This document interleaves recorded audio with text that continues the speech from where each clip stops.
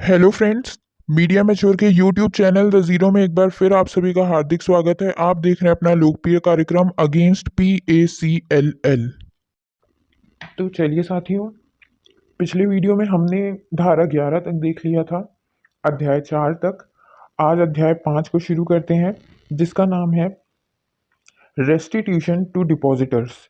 इसको यदि हम हिंदी में देखेंगे तो इसका अर्थ है जमाकर्ताओं को प्रतिभूति प्रतिपूर्ति। यानी आखिर इससे जमाकर्ता को क्या मिलेगा। शिकायत तो कर दी, उससे उसको क्या हासिल होगा, तो इसमें ये बताया गया है। तो धारा 12 में देख लीजिए क्या दिया हुआ है। तो इसमें ये कह रहे हैं, सबसे पहले 12वीं धारा में कह रहे हैं कि इस securitisation and reconstruction of financial assets and enforcement of security interest act 2002 और जो इंसॉल्वेंसी एंड बैंक्रप्सी कोड 2016 है, इसको जब हम हिंदी में देखेंगे तो नाम हिंदी में पढ़ लेंगे। इन दो एक्ट अधिनियमों में जो चीजें दी गई हैं उनको पूरा करने के बाद अब जो भी पैसा बच रहा है, तो उससे पहले जो है, सबसे पहले उसमें जिस निवेशक ने निवेश किया है उसको धन वापस किया जाएगा। बाकी जो सरकार को ये टैक्स वगैरह देनी पड़ती है, ये सब चीजें बाद में, यानी सरकार से भी ऊपर सबसे पहले निवेशक को निवेश मिलेगा। लेकिन बस इन दो अधिनियमों में अगर कुछ अन्यथा दिया हुआ है तो पहले उसको करेंगे, उसके बाद जो पैसा है पूरा निवेशक के पास। जब वो निवेशकों को सबको मिल जाएगा, फिर जो बचेगा उससे सरकार को टैक्स दी जाएगी, नहीं बचेगा तो टैक्स नहीं दी जाएगी। हिंदी में लिखा हुआ है जमाकर्ताओं के दावे की प्राथमिकता, सबसे ऊपर प्राथमिकता इसी को दी गई है।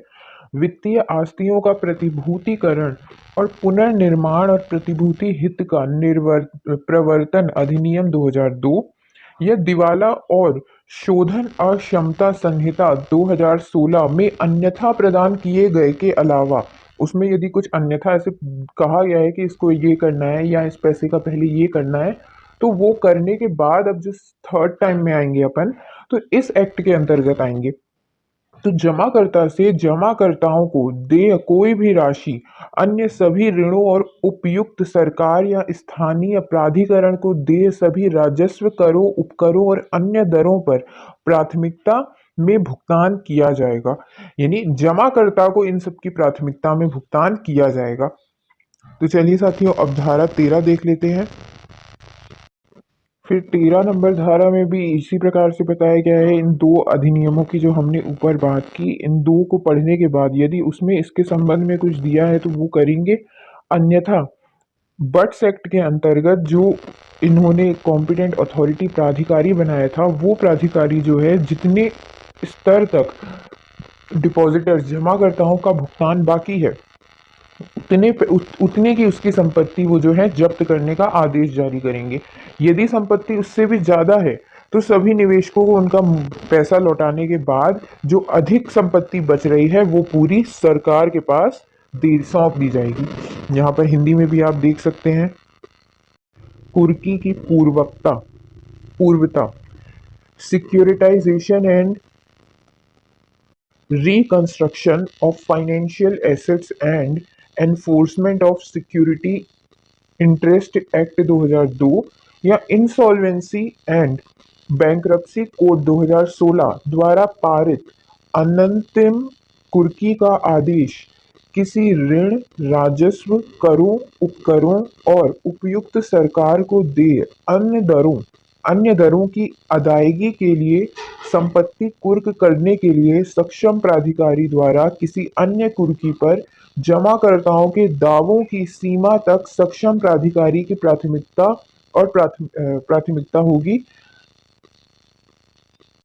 अर्थात जो संपत्ति पहले जब्त की जाएगी उसको सबसे पहले जमाकर्ताओं को कुर्की करके पैसा लौटाया जाएगा, फिर जो संपत्ति बचती है उस संपत्ति को सरकार को सौंप दिया जाएगा। हिंदी में कहीं कहीं गलत है, क्योंकि साथियों अभी सरकार की जो गवर्नमेंट की वेबसाइट है उसमें से सिर्फ ये इंग्लिश वाला बट सेक निकला है।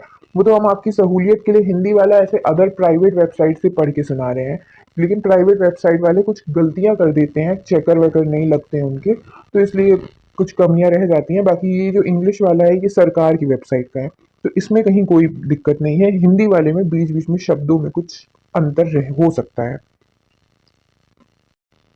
अब इसमें आगे दिया हुआ है जो प्राधिकारी द्वारा ऑर्डर दिया जाएगा कि इसकी संपत्ति अटैच की जाए, ये ऑर्डर कब तक मान्य माना जाएगा? जब तक उसमें कोई भी डेजिग्नेटेड कोर्ट, यानी अभी इसमें हम धारा 15 में चलेंगे तो देखेंगे कि एक इसमें प्राधिकारी के ऊपर डेजिग्नेटेड कोर्ट भी बनाई गई है।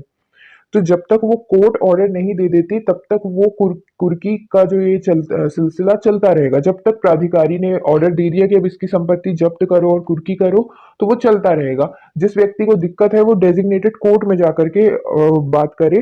तो जब तक वो ऑर्डर नहीं दे देती तब तक ये सिलसिला चलता रहेगा। और दूसरा क्या बोल रही है, जो भी संपत्ति जब्त की गई है वो प्राधिकारी के हाथ में रहेगी, यानी वो प्राधिकारी की निगरानी में रहेगी, वो उस कंपनी को नहीं दी जाएगी। वो प्राधिकारी के पास तब तक रहेगी जब तक कि डेजिग्नेटेड कोर्ट नहीं बोल देती कि ये कंपनी को वापस दो।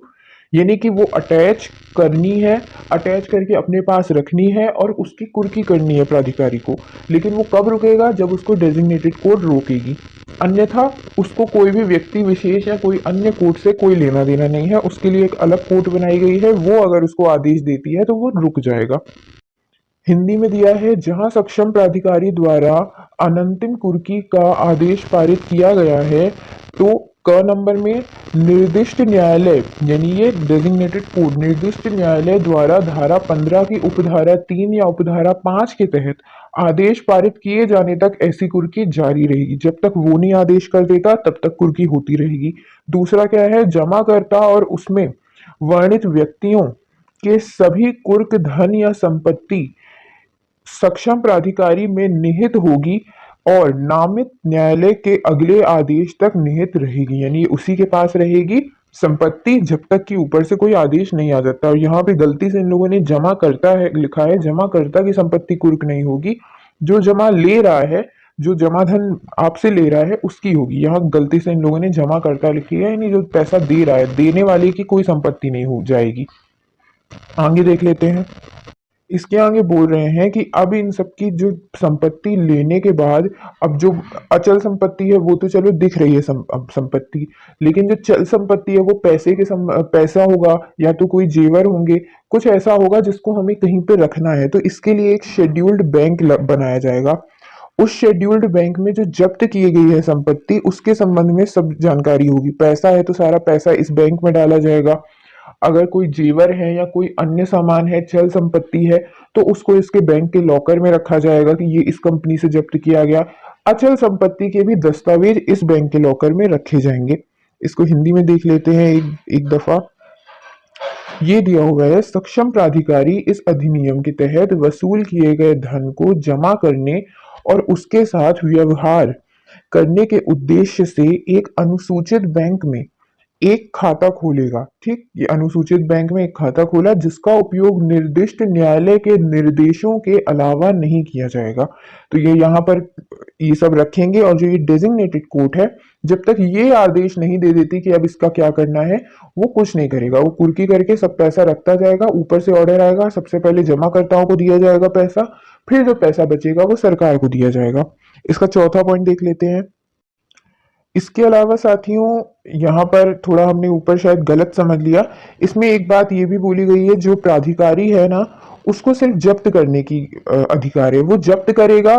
फिर जो ऊपर से ये कोर्ट है, डेजिग्नेटेड कोर्ट, ये इसको ऑर्डर देगी, तब जा करके ये इसको डिस्पोज करेगा। डिस्पोज या एलिनेट मतलब होता है उसको बेचना या कहीं गिरवी रखना, यानी उस संपत्ति का आप क्या करना है आगे, ये ऊपर से उसको आदेश आएगा। ये अभी के लिए सिर्फ और सिर्फ जब्त कर लेगा।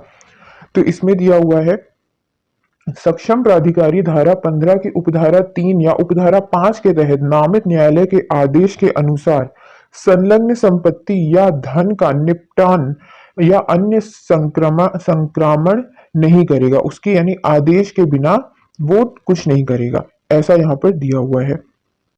अब इसमें ना इसको प्राधिकारी को एक ये भी अधिकार दिया हुआ है कि भाई यदि अगर वो जब्त करता है संपत्तियां, तो उस संपत्ति में कोई ऐसी संपत्ति है जो जल्द से जल्द खराब हो रही है, जैसे कोई अनाज है, सब्जियां हैं, किसी के यहाँ से उसने जब्त की कि भाई ये खेती बाड़ी कर रहे थे, तो जो खेती से जो कटाई के बाद सामान निकला, अगर वो आशंका है कि भाई हफ्ते भर का बस सामान है, हफ्ते 10 दिन में ये खराब हो जाएगा, या मानो तो 2 से 3 दिन में ही खराब हो जाएगा, तो ऐसी स्थिति में प्राधिकारी को ऊपर से आदेश का इंतजार नहीं करना है। वो अपनी समझ से, अपनी सूझबूझ से वो सामान चाहे तो बेच सकता है। बस बाद में जब इससे प्रश्न किया जाएगा तो इसके पास एक युक्ति युक्त जवाब होना चाहिए जो सही लगे कि हाँ ये चीज खराब हो रही थी इसलिए मैंने बेच दी।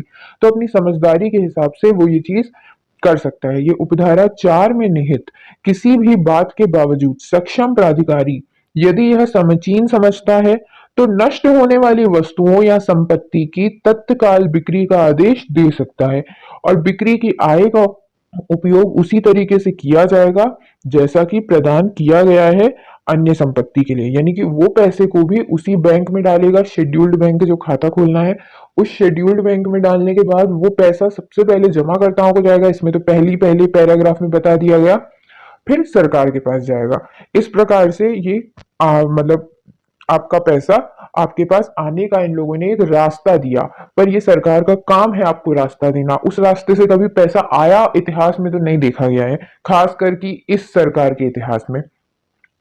पर चलिए साथियों देखते हैं अन्य कंपनी के मामलों में इसको जरूर अध्ययन किया जाएगा कि किस अन्य कंपनी के मामले में जो 2019 के बाद बंद हो रही है कंपनी या आपके यहाँ पे शाखा खुली हुई थी 2019 के बाद वो शाखा बंद हुई है, तो आप इसका भरपूर उपयोग उठा सकते हैं। चाहे हमारे चैनल से जुड़ा है कोई, चाहे नहीं जुड़ा है कोई अन्य व्यक्ति है, आज अगर उसका किसी अन्य कंपनी में पैसा जमा है जो अब उसको रिफंड नहीं कर रही है, मतलब 2019 तक अच्छे से चल रही थी, तो वो बर्ड्स एक्ट का अच्छे से उपयोग उठा सकता है। इसी प्रकार से हम आपको बाकी सारी धाराएं भी, ये सिर्फ मात्र 20 पन्ने का है, 8वें पन्ने तक हम पहुंच चुके हैं। पूरा एक्ट कंप्लीट हो जाएगा, फिर आपको पूरा प्रोसीजर समझ में आ जाएगा क्या कैसे किया जाता है। कोई भी व्यक्ति, आम आदमी भी इसका उपयोग उठा सकता है। फिलहाल के लिए बहुत बहुत धन्यवाद। जय हिंद, जय भारत।